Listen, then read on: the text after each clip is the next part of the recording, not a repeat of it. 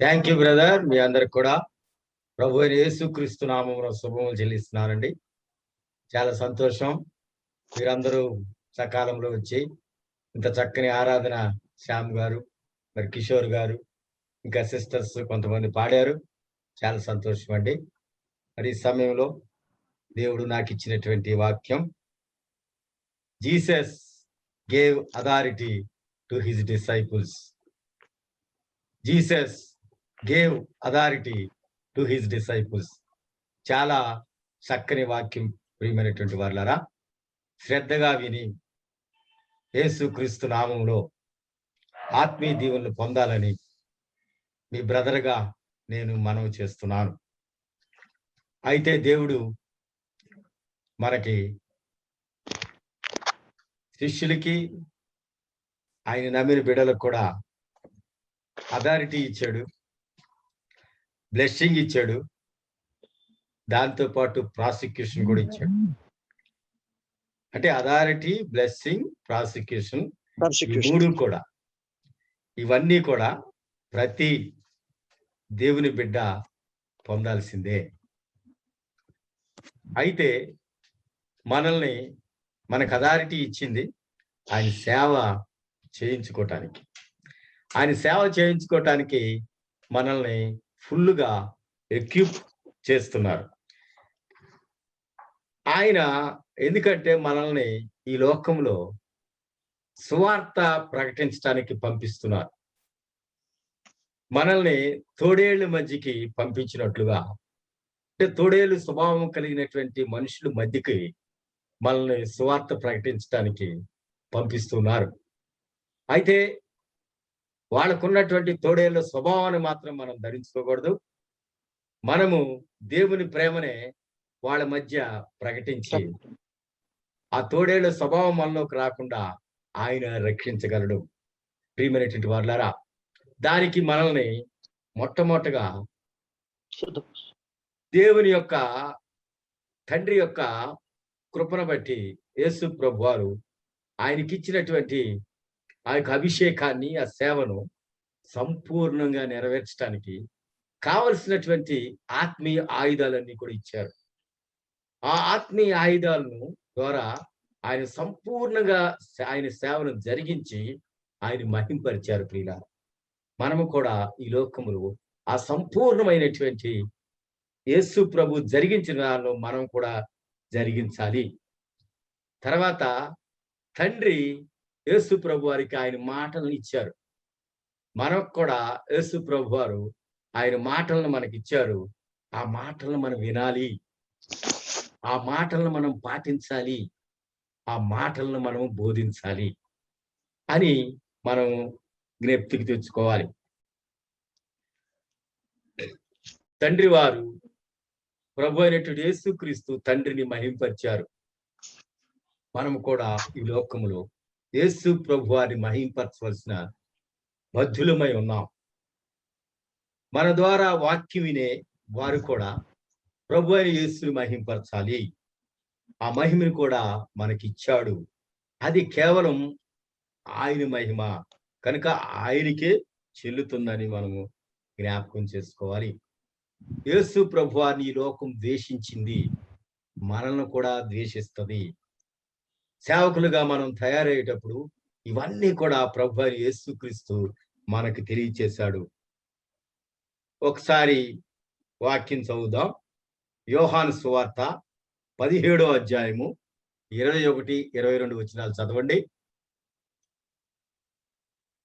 యోహాను సువార్త 17వ అధ్యాయము 21, 22 అండి.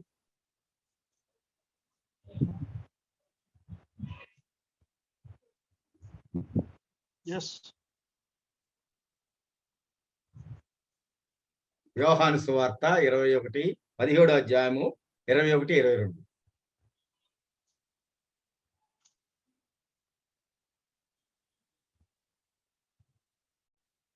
అననయ్య గారు ఉన్నారా?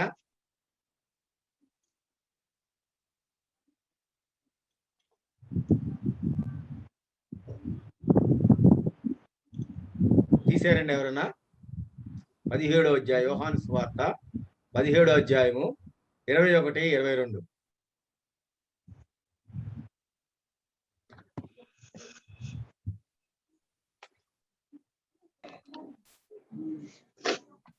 చదువుతున్నాను. తండ్రి నా యందు నీవును నీ యందు నీవు ఉండులాగును వారు మన యందు ఏకమై ఉండవలెనని వారి కొరకు మాత్రమే నేను ప్రార్థించట్లేదు. వారి వాక్యం వలన నా యందు విశ్వాసం నుంచి వారందరూ ఏకమై ఉండవలెనని వారి కొరకు ప్రార్థించుచున్నాను. చాలండి. అంటే తండ్రి యందు యేసు ప్రభు, యేసు ప్రభు యందు మనము ఏకమై ఉండాలి. కనుక ఆయన మనల్ని ఏం చేశాడంటే యేసు ప్రభు వారు సత్యమందు ప్రతిష్ఠ చేశారు. ప్రతి సేవకునికి, విశ్వాసికి కూడా సత్యమందు ప్రతిష్ఠ అవసరం. అది కేవలం యేసుక్రీస్తు ప్రభువారు మాత్రమే ఇస్తారు. మనము ప్రభువారిని ఈ లోకంలో చూపించాలంటే ఈ లోక మనుషుల ముందు మనము మత్తయి సువార్త 5:16 ప్రకారం సత్క్రియలు చేయాలండి. ఆ సత్క్రియలు చేసినప్పుడు యేసుక్రీస్తు వారి వెలుగు మనలో ప్రకాశిస్తుంది. ఆ వెలుగును వారు చూస్తారు. చూసి యేసు ప్రభుని నమ్ముతారు. తర్వాత మనము ప్రభువారు ఈ లోకంలో సువార్త ప్రకటించడానికి పంపించినప్పుడు ఆయన చెప్పింది ఏంటంటే, మీరు నశించినటువంటి విశ్వాసుల మధ్యకు వెళ్ళండి, నశించినటువంటి విశ్వాసుల మధ్యకు వెళ్ళండి అని దేవుడు మనకి తెలియజేశాడు. అయితే ఆ నశించినటువంటి వారు ఎలా నశించారు? వాళ్ళు చాలా మంది క్రైస్తవులండి నశించడానికి కారణం ఏంటంటే, వారికి పరిశుద్ధాత్మ అంటే రక్షణ పొందుతారు, కానీ పరిశుద్ధాత్మ అనుభవాన్ని పొందటంలో కొంత కేర్లెస్ గా ఉంటున్నారు. పరిశుద్ధాత్మ లేనప్పుడే ఒక ఆత్మ బ్యాక్ స్లైడింగ్ అయిపోతుంది. కనుక అలాంటి వారిని ముందర మనం దర్శించాలి. సేవకులముగా, విశ్వాసులముగా, ప్రభు యొక్క రక్తంతో కడగబడినటువంటి వాళ్ళముగా మనము వాళ్ళని దర్శించాలి. రెండోది, ఈ సువార్త మనకి ప్రభు అయినటువంటి యేసుక్రీస్తు వారు ఫ్రీగా ఇచ్చారండి. రక్షణ ఫ్రీ, బాప్తిసం ఫ్రీ, పరిశుద్ధాత్మ అనుభవం కూడా మనకి ఫ్రీగా ఇచ్చారు. మనకిచ్చినటువంటి ఈ ఫ్రీగా మనకిచ్చినటువంటి ఈ ఆత్మాభిషేకాన్ని, ఈ ఆత్మీయ సువార్తను ప్రజలకు కూడా మనం ఫ్రీగా, ఉచితంగా ఇవ్వాలని ఆయన దాసుడుగా మీకు తెలియచేస్తున్నాను. సేవకులుగా మనం ఏంటంటే ఎప్పుడు కూడా ఆత్మపూర్ణులై ఉండాలి. పరిశుద్ధాత్మ పూర్ణత మనకు అవసరం. ఆ పరిశుద్ధాత్మతో నింపబడినప్పుడు మనకి ఆత్మీయ ఫలాలు వస్తాయి, ఆత్మీయ వరాలు వస్తాయి. దానితో మనం ఎఫెక్టివ్ గా దేవుని యొక్క సువార్తను, దేవుని యొక్క పనిని ఎఫెక్టివ్ గా ఈ లోకంలో చేయగలం. పరిశుద్ధాత్మ పొందకపోతే మనం ఎఫెక్టివ్ గా సువార్తను ప్రకటించలేము. అందుకే ప్రభు అయిన యేసుక్రీస్తుని తండ్రి అయిన దేవుడు అపోస్తుల కార్యం 10:38 ప్రకారం అదేదనగా, దేవుడు నజరేయుడైన యేసును పరిశుద్ధాత్మతోను శక్తితోను నింపెను గనుక ఆయన అపవాది చేత పీడించబడి వారిని అందరినీ స్వస్థపరుచుచు సంచరించుచుండెను. అంటే ఎంత గొప్ప ఆత్మీయ క్రియలు ప్రభు అనేటువంటి యేసులో మనం చూస్తానికి కారణం ఏంటంటే, ఆయన దేవుని కుమారుడయ్యుండి, స్వయాన దేవుడయ్యుండి కూడా ఆయన పరిశుద్ధాత్మను పొందుకున్నాడు. ఆ పరిశుద్ధాత్మ ద్వారా ఆయన నడిపించబడ్డాడు. కనుక ఎవరైతే ఆ యొక్క పరిసరాల్లో ప్రభువారు సంచరించినప్పుడు, ఎవరైతే సాతాను యొక్క బంధకాల్లో ఉన్నారో వారిని విడిపించుచు, స్వస్థపరుచుచు సంచరించారు. మనము కూడా ఈ లోకములో పరిశుద్ధాత్మ పూర్ణులై ఆ పరిశుద్ధాత్మ చేత మనుషులను ఆ యొక్క సాతాను నుంచి విడిపించటానికి మనకున్న ఆయుధము పరిశుద్ధాత్మ. సేవకుడుగా, సేవకురాలుగా, విశ్వాసిగా, విశ్వాసురాలుగా నీకు ఉండవలసినటువంటి అర్హత ఇది.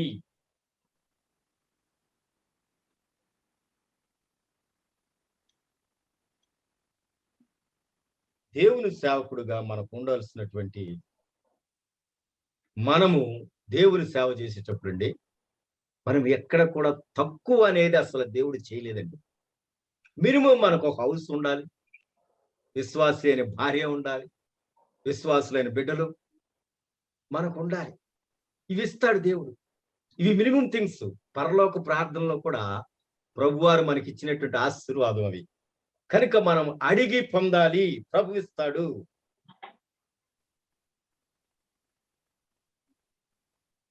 ఇంకో విషయం చెప్తాను. ధనం విషయంలో కూడా అండి, దేవుని సేవ జరిగించడానికి నాకు ఇచ్చినటువంటి అభిషేకం, నువ్వు ధనం ఎవరిని అడగకూడదు. దేవుని సేవకు ఎవరైనా ప్రేరేపించబడి ఇస్తే అది దేవుని సేవకు ఖర్చు పెట్టాలి. అంతేగాని ధనం విషయంలో మాత్రం మనం అస్సలు చింతించకూడదండి. మనుషుల్ని అడగకూడదు. అంటే మినిస్ట్రీస్ వాళ్ళు, అంటే నాకు ఇచ్చినటువంటి అభిషేకం ప్రకారంగా, దేవుడు నాకు ఇచ్చినటువంటి నడిపింపు ప్రకారంగా, మరి ఆయన కృపను బట్టి ఒక మంచి ఉద్యోగాన్ని నేను సంపాదించుకున్నాను. దాని ద్వారా వచ్చే జీతంతోనే నేను నా కుటుంబాన్ని పోషించుకుంటున్నాను. దేవుని సేవ కూడా దాంట్లో వచ్చినటువంటి డబ్బులతోనే చేయగలుగుతున్నాను. అయితే ప్రభువారు తప్పకుండా మన సేవకి ఏ కొరత లేకుండా ఇస్తారు. కనుక దాని గురించి మనం అసలు చింతించవలసిన లేదు. మనము దేవుని మీద ఆధారపడాలి. తర్వాత గవర్నమెంట్ రూల్స్ అన్ని కూడా మనం పాటించాలండి, ఆయన సేవకులుగా, ఆయన విశ్వాసులుగా. గాస్పుల్ అనేది, అంటే మీరు సువార్త అనేది సామాన్యంగా టెంపుల్స్ దగ్గర కానీ, మన అన్య మతస్థులు అంటే మన సోదరులు, హిందూ సోదరులు చేసుకునేటువంటి ఫెస్టివల్స్ లో కానీ, జాతరలో కానీ మనము ప్రకటించకూడదు. అది సేవకులుగా మనము జ్ఞాపకం చేసుకోవాలి. మనం ఎవరింటికైనా వెళ్ళినప్పుడు సేవకులుగా వాళ్ళకి శుభం చెప్పాలి. తర్వాత నువ్వు సేవకుడుగా నీకు ఉండాల్సిన అర్హత ఏంటంటే, పాములు వలె వివేకంగా ఉండాలి. పావురం వలె ఇన్నోసెంట్, అంటే కపటం లేని స్థితి ఉండాలి. ఇది నువ్వు మెయింటైన్ చేయాలి జాగ్రత్తగా. ఏ విషయంలోనూ చింతించొద్దు, ఎల్లప్పుడూ ప్రభునందు ఆనందించాలి.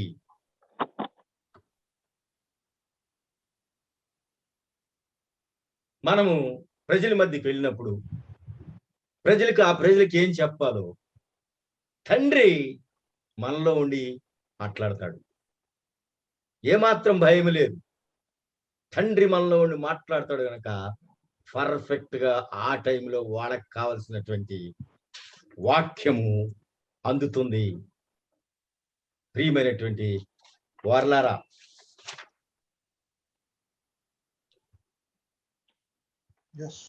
దేవుని పూర్తిగా నమ్మాలండి. మనం ఈ లోకంలో ఆయన సేవ చేస్తున్నప్పుడు, మనం లోకం ఎలా ఉంటుందో మనకు తెలుసు. ఎలాంటి షార్ప్ గా ఉంటుందో, ఎలాంటి అదే ఏమంటారు, హార్ష్ గా ఉంటుందో, ఇవన్నీ కూడా అనుభవాలు మనకున్నాయి. కనుక అలాంటివన్నీ కూడా దేవుడు మనల్ని రక్షించగలడు అని విశ్వాసం మనలో ఉండాలి. మనం ఎప్పుడు కూడా బుద్ధిహీనంగా మాట్లాడి, వ్యర్థమైన మాటలు మాట్లాడి, మన ప్రభువు ఇచ్చిన మాటల కంటే ఇంక ఏది ఎక్స్ట్రా మాట్లాడకూడదు. దానివల్ల అనేక మంది లోకములు శత్రువులుగా తయారవుతారు. మనం ఏమాత్రం అజాగ్రత్తగా మాట్లాడినా.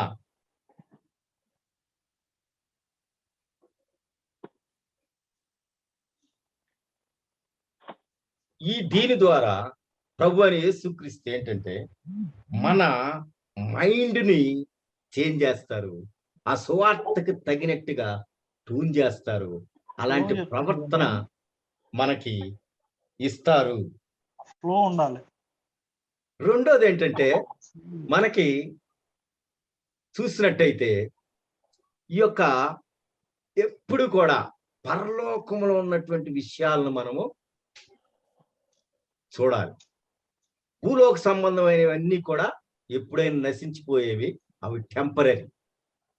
కనుక మనం జ్ఞాపకం చేసుకోవాల్సిందంటే సేవకులుగా ఈ విషయాలన్నీ కూడా మనము జాగ్రత్తగా ధ్యానించి మనం ఆ రకంగా ఎక్విప్ అవ్వాలి. అది దేవుని యొక్క, మన ప్రభు అయిన యేసుక్రీస్తు యొక్క సేవకుల పట్ల, విశ్వాసుల పట్ల ఆయన ఇచ్చినటువంటి అథారిటీ, ఇవన్నీ క్వాలిఫికేషన్స్ మనకు కావాలి. అప్పుడు మాత్రమే దేవుని యొక్క సేవను, ఆయన ఇచ్చినటువంటి అధికారము పర్ఫెక్ట్ గా మనము ఆయన సేవలో ఉపయోగించగలమని నేను ఆయన దాసుడుగా మీ అందరికి కూడా తెలియజేస్తున్నానండి. ఒక మాట చూద్దాం. మత్తయి సువార్త 10వ అధ్యాయం 34 ఒక్కసారి చదువుదాం. మత్తయి సువార్త. నేను భూమి మీదకి సమాధానమును పంపవచ్చునని తలంచుకుడి, ఖడ్గమునే గాని సమాధానమును పంపుటకు నేను రాలేదు.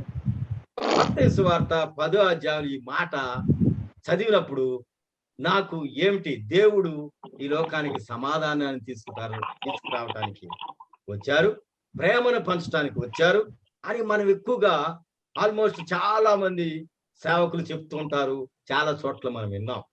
అయితే ఈ మాట చదివిన తర్వాత నేను ఈ భూలోకానికి సమాధానాన్ని తీసుకొచ్చానని అనుకోకండి, ఖడ్గమును కూడా తీసుకొచ్చాను. ఎందుకని ఆ మాట ప్రభు అయినటువంటి యేసుక్రీస్తు చెప్పారంటే, ఆ సమయంలో అనేక మంది ఈ లోకములో క్రైస్తవులుగా మారుతూ ఉన్నారు. అలాంటి క్రైస్తవులు రక్షణ పొంది, విశ్వాసం పొంది దేవుని సన్నిధికి వెళుతూ ఉన్నారు, కానీ ఒక్క విషయంలో వాళ్ళు నిర్లక్ష్యం చేస్తున్నారు. పరిశుద్ధాత్మను నిండుగా పొందటంలో నిర్లక్ష్యం చేయటం వల్ల అలాంటి వారి మధ్యలో ఇలాంటి క్రియలు జరుగుతూ ఉన్నాయి. అక్కడ ఏం జరుగుతుందంటే, మనిషినికి ఆ తండ్రికి, కుమార్తెకు తల్లికి, కోడలకి అత్తకు, ఏమండి, ఇంటిలోని మనుషులందరూ కూడా శత్రువులుగా తయారవుతున్నారు. అంటే మనిషికి, ఒక కుమారుడికి తండ్రికి విరోధం, కుమార్తెకు తల్లికి విరోధం వస్తుంది, కోడలకి అత్తకి విరోధం వస్తుంది. ఒక బ్రదర్ ఇంకొక బ్రదర్ మరణానికి అప్పగిస్తున్నాడు, ఒక ఫాదర్ ఆయన కుమారుడిని మరణానికి అప్పగిస్తున్నాడు. పిల్లలు తల్లిదండ్రుల మీద ఎదురు తిరిగి వారిని చంపుతూ ఉన్నారు. ఇది మనం లోకంలో చూస్తూ ఉన్నాం. అన్నిల్లో కూడా జరుగుతూ ఉంది ఇలాంటి క్రియలు. మరి దేవుని నమ్మిన బిడ్డల్లో కూడా చాలా కుటుంబాలు నేను చూశానండి. దానికి కారణం ఒక్కటే, ఆ గృహములో పరిశుద్ధాత్మతో నిండినటువంటి అనుభవంలోకి వెళ్ళట్లా. ఎప్పుడైతే పరిశుద్ధాత్మ అనుభవం నీలోకి వస్తుందో, నీ భార్యలోకి వస్తుందో, నీ బిడ్డలోకి వస్తుందో, అప్పుడు ఆటోమేటిక్ గా నీ గృహంలో క్రీస్తు నివాసమై ఉంటాడు.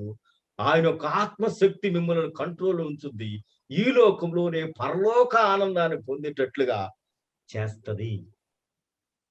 కనుక ప్రియ సహోదరి సహోదరుడా, మనము పరిశుద్ధాత్మ విషయంలో ఇప్పటి వరకు నువ్వు నిర్లక్ష్యం చేస్తే, నీ కుటుంబం నిర్లక్ష్యం చేస్తే, వెంటనే ప్రభు సన్నిధిలో చేరి, ప్రభు నీ ఆత్మ నింపితే గాని నేను వదలను, నీ ఆత్మ ఉంటేనే గాని నేను వదలను అని ఆయన పట్టుకుని బతిమలాడి పరిశుద్ధాత్మ నింపబడే వరకు నీవు, నీ భార్య, నీ బిడ్డలు, నీకు సంబంధించిన తల్లిదండ్రులు అందరూ కూడా నింపబడాలి పరిశుద్ధాత్మ చేత.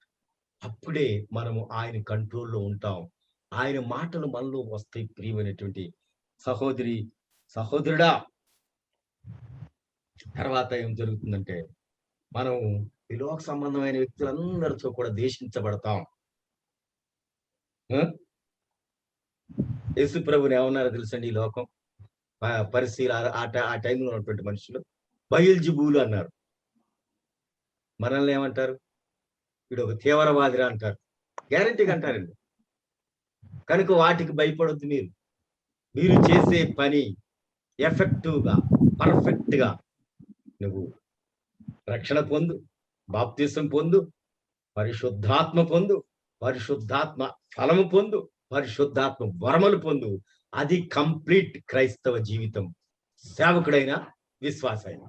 ఇంతకు మించింది క్రైస్తవ్యంలో ఫలించని క్రైస్తవ్యం, నామకార్థ క్రైస్తవ్యం, కాలక్షేప క్రైస్తవ్యం, పరలోకానికి తీసుకెళ్ళని క్రైస్తవ్యం.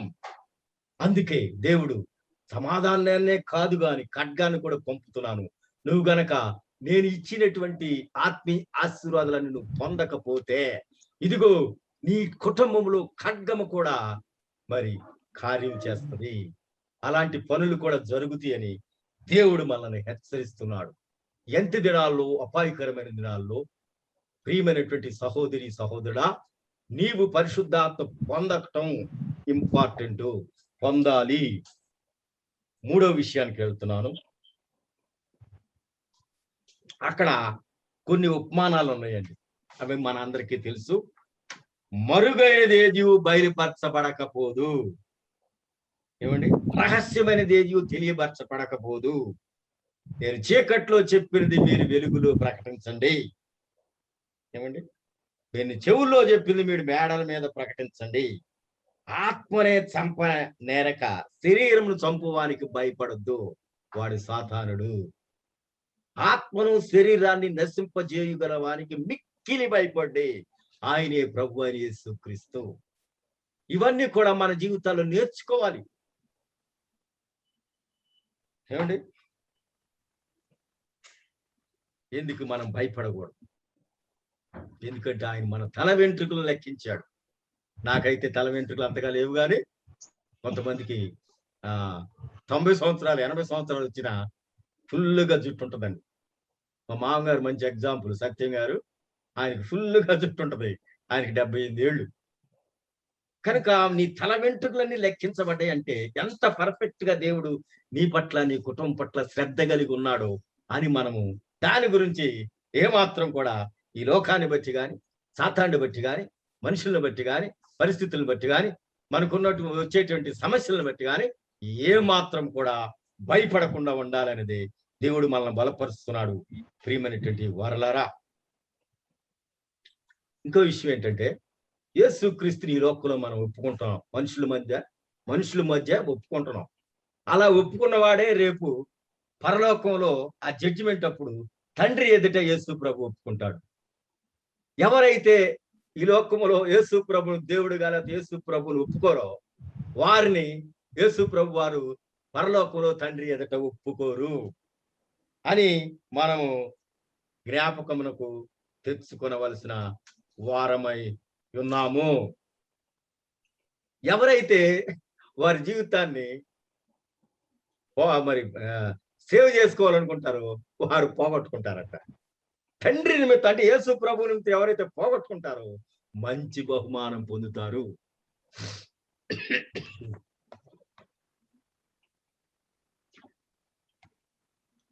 ఇలాంటి ఉపమానాలని కూడా యేసు ప్రభు వారు ఎందుకు మనకి చెప్పారంటే, మనల్ని భయపడకుండా బలపరచడానికి ఇవన్నీ కూడా మనకి ఉపయోగపడుతున్నాయి సేవకులుగా.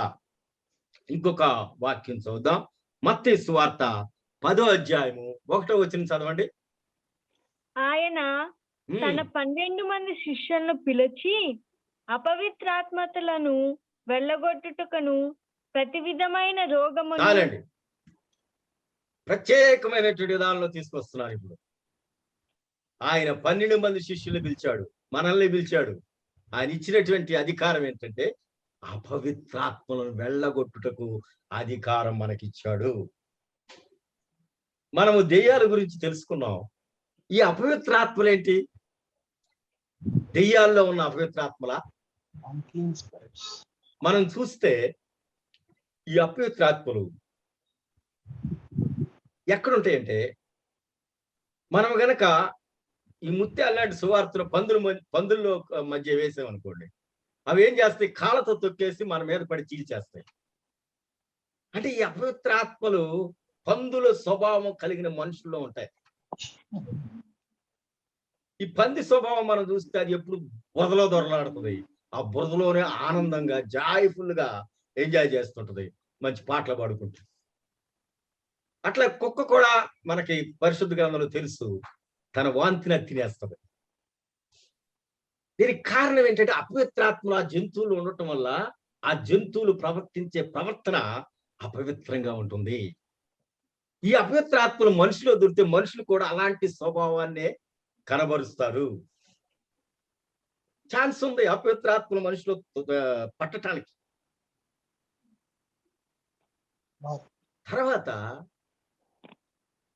ఈ నెట్ లో మనం చూస్తే సెక్స్ సంబంధించినటువంటి విషయాలు షూట్ చేస్తుంటారు కదా, దాన్ని తీసేవాళ్ళు, దాంట్లో యాక్ట్ చేసేవాళ్ళు కూడా వాళ్ళలో ఉండేది అపవిత్ర ఆత్మలు. అందుకనే వాళ్ళు అలాంటి పరిస్థితిని మనం చూస్తున్నాం. రోమీయులకు రాసిన పత్రిక 2వ అధ్యాయం 8వ వచనంలో వీళ్ళు అపవిత్రాత్మ పట్టిన వ్యక్తులు భేదాలు కలగజేస్తారు. నీతికే మాత్రం ఒప్పరాళ్ళు, దుర్నీతికి వాళ్ళు ఒప్పుతారు, అంటే ఒప్పుకుంటారు. వీళ్ళ మీద భయంకరమైనటువంటి ఉగ్రత వస్తుందని కూడా వాళ్ళు గమనించకుండా ఆ అపవిత్రాత్మలు వాళ్ళలో ఉండి ఇలాంటివన్నీ కూడా జరిగిస్తూ చివరికి భయంకరంగా వాళ్ళ మీద ఉగ్రత వచ్చి నశించిపోయి నరకంలోకి తొయ్యబడుతున్నారు ఈ అపవిత్రాత్మలు. యెషయా పుస్తకం 6వ అధ్యాయం 5వ వచనంలో నేను అపవిత్రమైన పెదవుల గలవాడిని, అపవిత్రమైన మనుషుల మధ్య జీవిస్తున్నాను, నేను నశించి తిని. ఇలాంటి అపవిత్రాత్మలు పట్టిన వారిలోనే ఈ అపవిత్రమైనటువంటి పరిస్థితిని మనం ఇక్కడ చూస్తున్నాం. 2 కొరింథీ 6వ అధ్యాయం 14వ వచనంలో వాళ్ళలో అవిశ్వాసం ఉంటది, వాళ్ళలో చీకటి ఉంటది, వాళ్ళలో ఏమిటంటే మనం చూస్తే భేదాలు కలగజేస్తూ ఉంటారు. వీరు చేసే పనులు ఎట్లుంటాయంటే జారత్వం చేస్తారు, లోభత్వం ఉంటుంది, బూతులు మాట్లాడతారు, సరసోక్తులు చేస్తారు. ఇలాంటివన్నీ కూడా మనం ఉచ్చరించకూడదని దేవుని వాక్యం హెచ్చరిస్తుంది. కానీ వాళ్ళలో అవి ఎక్కువగా ఉంటాయి. అపవిత్రాత్మలు పట్టిన వాళ్ళలో అపవిత్రమైనటువంటి మాటలు, అపవిత్రమైన చూపులు, అపవిత్రమైన ఆలోచనలు, అపవిత్రమైన ప్రవర్తన, అపవిత్రమైన తిండిబోత్తనం, అపవిత్రమైనటువంటివన్నీ కూడా ఈ యొక్క అపవిత్రాత్మలు మనిషిలోకి తీసుకొచ్చి వాళ్ళని సర్వనాశనం చేస్తూ ఉంటాయి. ప్రియ సహోదరి సహోదరా, ఒక మాట చదువుదాం. మార్కు సువార్త 1వ అధ్యాయం 27వ వచనం చదవండి. మార్కు సువార్త 1వ అధ్యాయం 27వ వచనం. అందరూ విస్మయముంది, ఇదేమిటో, ఇది క్రొత్త బోధగా ఉన్నదే, ఈయన అధికారముతో అపవిత్రాత్మలకును ఆజ్ఞాపింపగా అవి ఆయనకు లోబడుచున్నవని ఒకనితో ఒకడు చెప్పుకొనిది. చాలు, చూసారా? అపవిత్ర ఆత్మలు ప్రభు అయిన యేసు క్రీస్తుకు భయపడి లోబడతాయి. ఆ అపవిత్ర ఆత్మలు ప్రభు అయిన యేసును చూసినప్పుడు వారి నుంచి పారిపోతున్నాయి. ఈ యొక్క మత్తయి సువార్త 10వ అధ్యాయంలో ఈ ప్రత్యేకమైన అపవిత్రాత్మల గురించి చెప్పబడింది. ప్రియులారా, కనుక నీలోకి యేసు ప్రభు వచ్చినప్పుడు, నీలో ఉన్న యేసు ప్రభుని ఆయన చూసినప్పుడు జరిగేటువంటి పరిస్థితి ఏంటంటే ఈ అపవిత్రాత్మలన్నీ కూడా యేసు ప్రభుని చూసి ఆయన అధికారముకు లోబడి వెళ్ళమంటే వెళ్ళిపోతున్నాయి.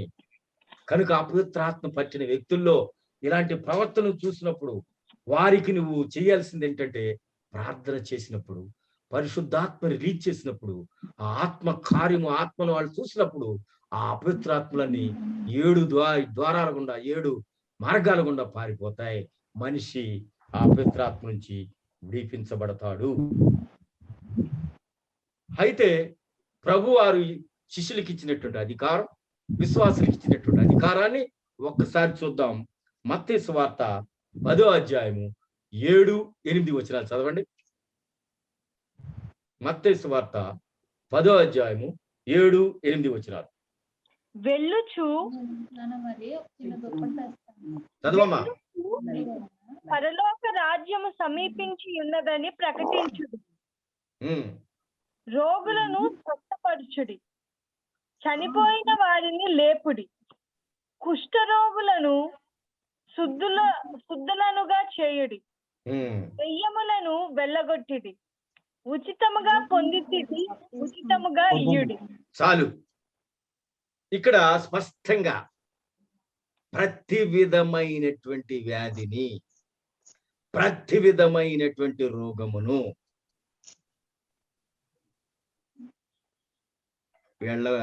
స్వస్థపరచాలి.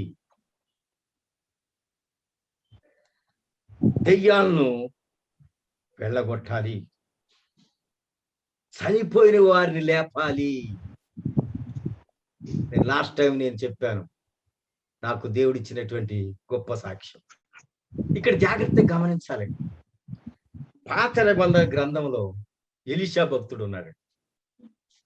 ఈ ఎలీషా భక్తుడు బ్రతుకున్నప్పుడు ఒక స్త్రీకి లేక పుట్టిన కుమారుడు చనిపోతే ఎలీషా భక్తుడు దేవుడు వాడుకుని లేపాడు ఆయన.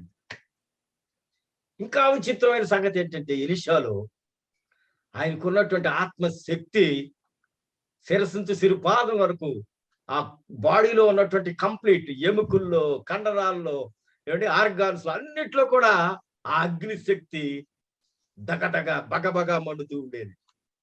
పరిశుద్ధాత్మ శక్తి, పరిశుద్ధాత్మ అగ్ని. ఈయన చనిపోయాడు. ఎలీషా పాతి పెట్టారు. పాతి పెట్టిన తర్వాత వేరొక వ్యక్తి కొన్నాళ్ళకి చనిపోయాడు. చనిపోయిన వ్యక్తిని తీసుకొచ్చి ఎలీషా ఉన్న సమాధిలో పాతి పెట్టారండి. ఎప్పుడైతే ఎలీషా ఎముకలు ఉన్నాయి చూడండి, ఆ సమాధికి తగిలిందో, ఆ యొక్క డెడ్ బాడీకి తగిలిందో, వెంటనే ఆ డెడ్ బాడీ లేచిందండి. మరి తీసుకొచ్చిన వాళ్ళు ఉన్నారో పారిపోయారో నాకు తెలియదు, కానీ కనుక దేవుడు ఒక్కొక్కళ్ళు ఒక్కోసారి వాడుకుని ఒకళ్ళని లేపొచ్చు, ఇద్దరిని లేపొచ్చు. కనుక మనము కంపల్సరీ దేవుని సేవకుడు అనేవాడు ఒక అనుభవం ఉంటది, ఒక మనిషిని లేపుతాడు.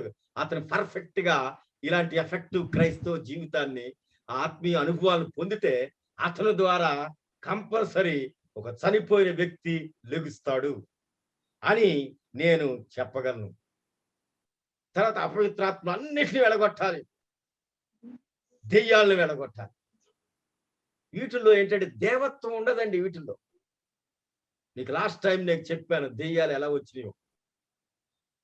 కనుక ఇవన్నీ కూడా మనకి ఇచ్చినటువంటి అథారిటీనే మీరు జ్ఞాపకం చేసుకోవాలి. 2 సాక్ష్యాలు చెప్పి నేను ఈ వాక్యాన్ని ముగిస్తాను. దేవుడు మనకి స్పష్టంగా చెప్పింది ఏంటంటే, మత్తయి సువార్తలో 10వ అధ్యాయం 23వ వచనంలో, 10వ అధ్యాయము 23వ వచనం ఒకసారి చూద్దాం. అక్కడ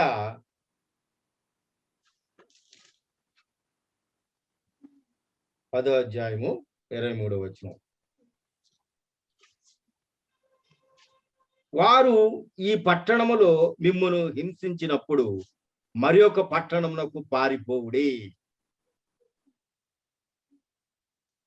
సేవకులు ఒక పట్టణానికి వెళ్ళారు, ఆ పట్టణంలో వాళ్ళు హింసిస్తున్నారు. వెంటనే ఏం చేయాలి? అందుకే పాములు వివేకం కలిగి ఉండాలన్నారు. అక్కడి నుంచి పారిపోవాలి వేరే పట్టణానికి. ఒక సేవకుని కలిగినటువంటి ప్రాసిక్యూషన్ చూశారండి, టీవీలో వచ్చింది. ఆ సేవకుడు అమెరికన్ సేవకుడు అనుకుంటా. ISI అంటే ఆ యొక్క ప్రాంతంలో, ముస్లిమ్స్ ఉండే ప్రాంతంలో సువార్త ప్రకటిస్తున్నాడు. వాడు సామాన్యంగా ఒప్పుకోరు కదా. అయితే అతను ఆ టైంలో క్రైస్తవులందరినీ కూడా వాళ్ళని పట్టి చంపాలని ప్లాన్ చేశారు. అది తెలిసింది. అతను ఆ పట్టణం నుంచి పారిపోవటానికి బహుశా ప్లాన్ చేసాడో తెలియదు నాకు.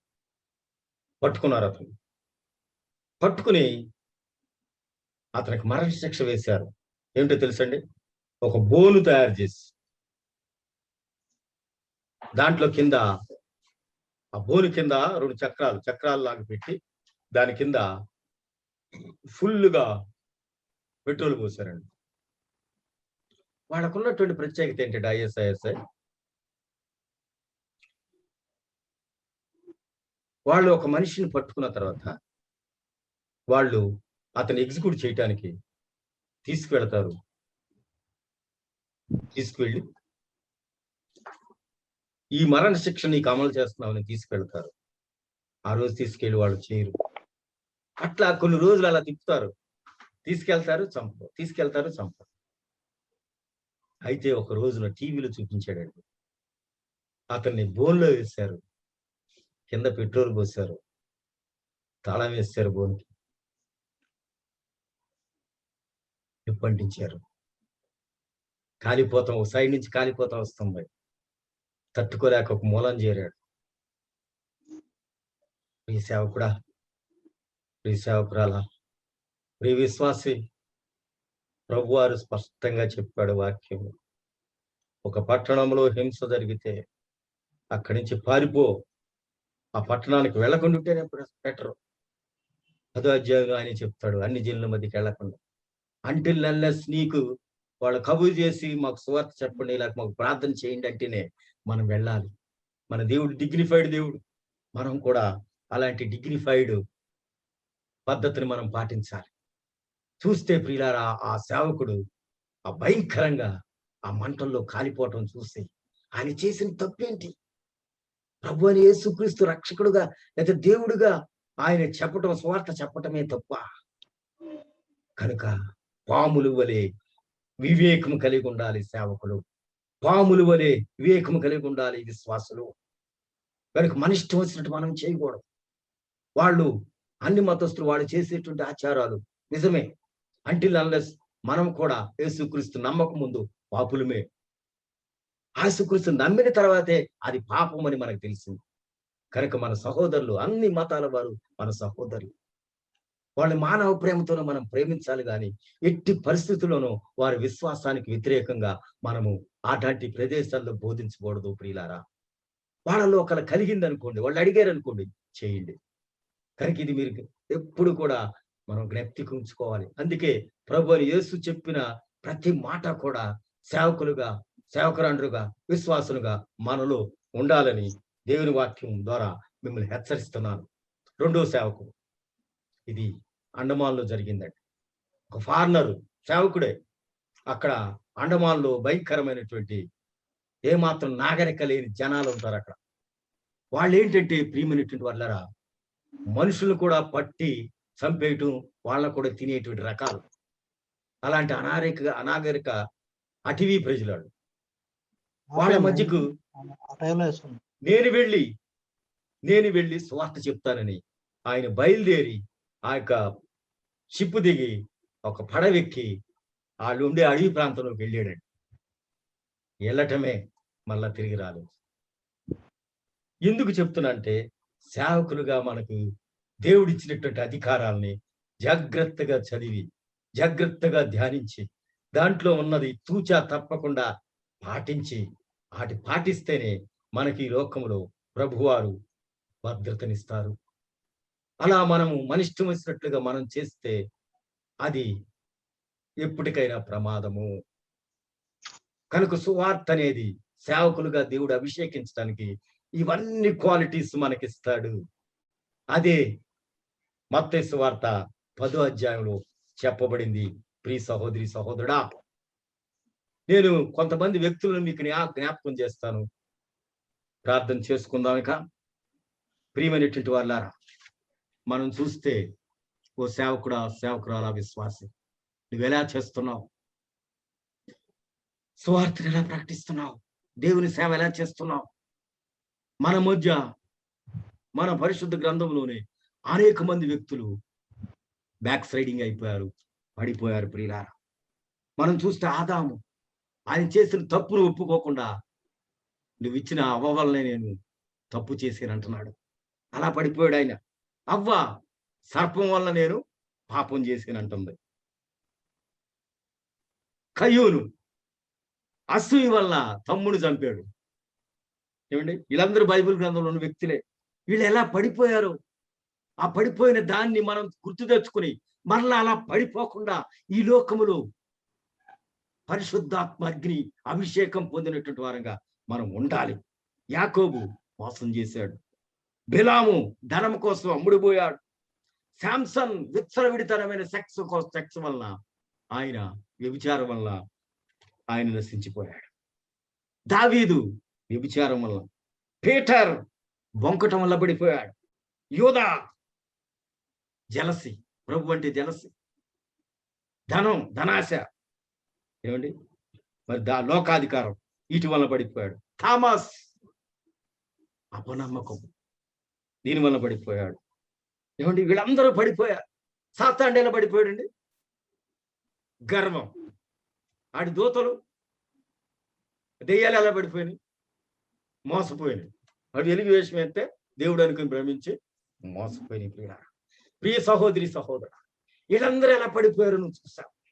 నువ్వు పడకుండా నిలబడి ఉండాలంటే వీళ్ళు పడిపోయిన పరిస్థితిని బట్టి నువ్వు జ్ఞానం తెచ్చుకొని దాంట్లో అలా పడిపోయినటువంటి ఆ వ్యక్తులను మరలా తిరిగి ఎలా లేచారో కూడా ఉంటది. ప్రియులారా, కొంతమంది లేచారు, కొంతమంది నశించిపోయారు. చాలా తక్కువ మంది నశించారు, మిగతా వాళ్ళు చాలా మంది సేవ్ అయ్యారు. ప్రియులారా, అయితే మన జీవితాల్లో మనం పడకుండా ఉండాలి. ఎంత దినాల్లో, అపాయకరమైన దినాల్లో, లోకమంతా కూడా గలిబిలితో, లోకమంతా భయంతో, లోకమంతా రోగాలతో, లోకమంతా వ్యాధులతో, లోకమంతా సాతాను యొక్క అప్రెషన్స్తో, మరి అపవిత్రాత్మలు బట్టి భయంకరమైనటువంటి పరిస్థితుల్లో జీవిస్తున్నటువంటి మనుషుల మధ్య మనం ఉన్నాం. అలాంటి వారి మధ్య మనం పడకుండా నుంచుని మనం లెగాలి. ఓ క్రైస్తవుడా, ఓ యువతి యువకుడా, ఎంతకాలం ఇంకా పడిపోయిన జీవితంలో ఉంటావు, బ్యాక్ స్లైడింగ్ లో ఉంటావు. లెగు. నీవు ఆ యొక్క అపోస్తుల కార్యం ఎఫెసీయులకు రాసిన పుస్తకం 6వ అధ్యాయంలో ఉంది. తొదుకు ప్రభు యొక్క మహాశక్తిని బట్టి సర్వాంగ కవచాన్ని ధరించుకో, సత్యమని దట్టి కట్టుకో, నీతిని మైమరుపు తొడుక్కో, సువార్త సమాధానం సువార్త అనే సిద్ధ మనసు జోడు తొడుక్కో, రక్షణను శిరస్త్రాణం పెట్టుకో, విశ్వాసమని డాలు పెట్టుకో, సాతాను అగ్నిబాణంలో ఆర్పిటకు శక్తివంతుడు అవుతావు. వాక్యమని ఆత్మ ఖడ్గం తీసుకో, పరిశుద్ధాత్మలో ప్రార్థన. ఓ యువతి యువకుడా, లెగు. ఈ లోకమంతా కూడా ఈ భయంకరమైన పరిస్థితుల్లో ఉంటే నువ్వు సేవకురాలుగా నిర్లక్ష్యంతో బ్యాక్ స్లైడింగ్ అయిపోయి ఏ మాత్రం కూడా పనికిరాని క్రైస్తవ సువార్తను ప్రకటిస్తున్నావా? పవర్ లేని సువార్తను ప్రకటిస్తున్నావా? ఇదిగో నీకు పిలుపు. రివైవల్ నీ ద్వారా రావాలి. రివైవల్ ఇప్పుడే రావాలి. ఇదే సమయం, రాకడ సమయం గనక అనేక మంది ఆ ఆత్మలను సాతాండు వాడిని కబళించేసేసి నరకానికి తీసుకెళ్లిపోతుంటే చూస్తూ ఉంటావా? ఈ సర్వాంగ కవచం తొడుక్కొని నిలబడలేవా? ఈ పరిశుద్ధాత్మను పొందుకొని ఈ యొక్క సేవకులకు ఉండవలసిన అర్హతలన్నీ కూడా ప్రభువారి ద్వారా పొంది ప్రభువారి కొరకు నిలబడలేవా?